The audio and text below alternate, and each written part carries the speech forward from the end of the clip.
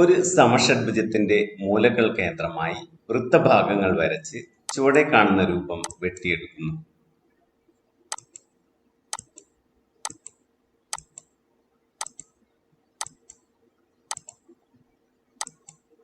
മുറിച്ചെടുത്ത രൂപത്തിന്റെ പരപ്പളവ് കണക്കാക്കുക.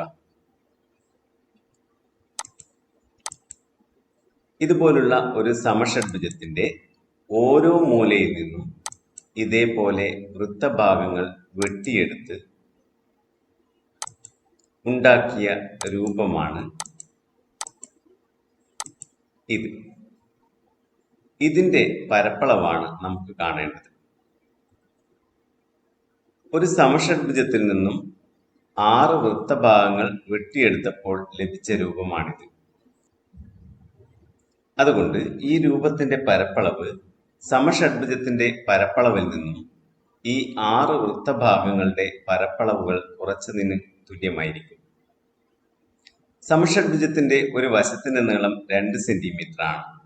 അതുകൊണ്ട് ഈ ഓരോ വൃത്തഭാഗത്തിന്റെയും ആരം ഇതിന്റെ പകുതിയായ 1 സെന്റിമീറ്റർ ആയിരിക്കും. ആദ്യം നമുക്ക് സമഷഡ്ഭുജത്തിന്റെ പരപ്പളവ് കാണാം. ഒരു സമഷഡ്ഭുജത്തിലെ ഓരോ മൂലയിൽ നിന്നും എതിർമൂലയിലേക്ക് വരകൾ വരച്ചാൽ നമുക്ക് 6 സമഭുജ ത്രികോണങ്ങൾ ഉണ്ടാക്കാം. ഒരു സമഭുജ ത്രികോണത്തിന്റെ ഒരു വശത്തിന്റെ നീളം a ആയാൽ അതിന്റെ പരപ്പളവ് √3/4a² ആണ്. അത്തരം 6 സമഭുജ ത്രികോണങ്ങൾ ഒരു സമഷഡ്ഭുജത്തിലുണ്ട്. അപ്പോൾ സമഷഡ്ഭുജത്തിന്റെ പരപ്പളവ് എന്നത് 6 ഗുണിക്കണം √3/4a² ആണ്. a എന്നത് സമഷഡ്ഭുജത്തിന്റെ വശത്തിന്റെ നീളമാണ്. ഇവിടെ അത് 2 സെന്റിമീറ്റർ ആണ്. അപ്പോൾ ഇതിനെ നമുക്ക് 6 ഗുണിക്കണം √3/4 ഗുണിക്കണം 2² എന്ന് എഴുതാം. 2² 4 ആണ്.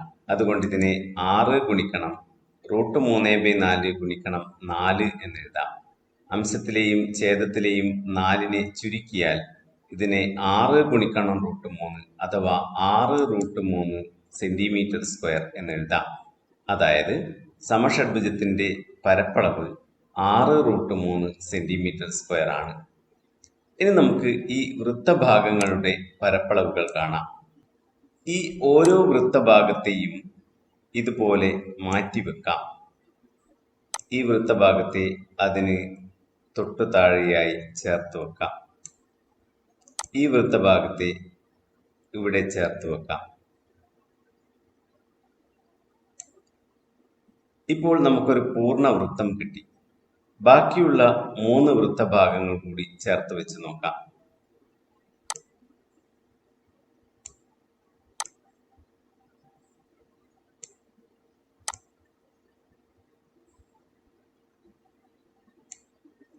മറ്റൊരു പൂർണ്ണ വൃത്തം കിട്ടി. അതായത് ഈ 6 വൃത്തഭാഗങ്ങൾ ചേർത്ത് വെച്ചപ്പോൾ നമുക്ക് 2 പൂർണ്ണ വൃത്തങ്ങൾ കിട്ടി. ഈ വൃത്തങ്ങളുടെ എല്ലാം ആരം 1 സെന്റിമീറ്റർ ആയിരിക്കും. അങ്ങനെയാണെങ്കിൽ ഈ ഒരു വൃത്തത്തിന്റെ പരപ്പളവ് എന്തായിരിക്കും? വൃത്തത്തിന്റെ ആരം r ആയാൽ അതിന്റെ പരപ്പളവ് πr² ആണ്. ഇവിടെ ആരം 1 സെന്റിമീറ്റർ ആണ്.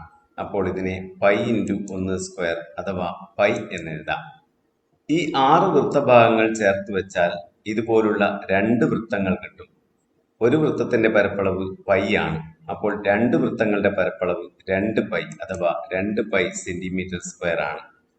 ഈ രൂപത്തിന്റെ പരപ്പളവ് സമഷഡ്ഭുജത്തിന്റെ പരപ്പളവിൽ നിന്നും ഈ 6 വൃത്തഭാഗങ്ങളുടെ പരപ്പളവ് അഥവാ 2 പൂർണ്ണവൃത്തങ്ങളുടെ പരപ്പളവ് കുറച്ചതിന് തുല്യമാണ്. അതായത് മുറിച്ചെടുത്ത രൂപത്തിന്റെ പരപ്പളവ് സമഷഡ്ഭുജത്തിന്റെ പരപ്പളവായ 6√3 മൈനസ് 2 വൃത്തങ്ങളുടെ പരപ്പളവായ 2π ആണ്. √3ന്റെ ഏകദേശ വില 1.73 ആണ്. പൈയുടെ ഏകദേശ വില 3.14 ആണ്. ഈ വിലകൾ നൽകിയാൽ ഇതിനെ 6 ഗുണിക്കണം 1.73 മൈനസ് 2 ഗുണിക്കണം 3.14 എന്ന് എഴുതാം. 6നെ 1.73 കൊണ്ട് ഗുണിച്ചാൽ 10.38 കിട്ടും. 2 ഗുണിക്കണം 3.14 6.28 ആണ്. അപ്പോൾ ഇതിനെ 10.38 മൈനസ് 6.28 എന്ന് എഴുതാം. കുറച്ചാൽ 4.1 കിട്ടും. അതായത് ഈ രൂപത്തിൻ്റെ പരപ്പളവ് 4.1 സെൻറ്റിമീറ്റർ സ്ക്വയർ ആണ്.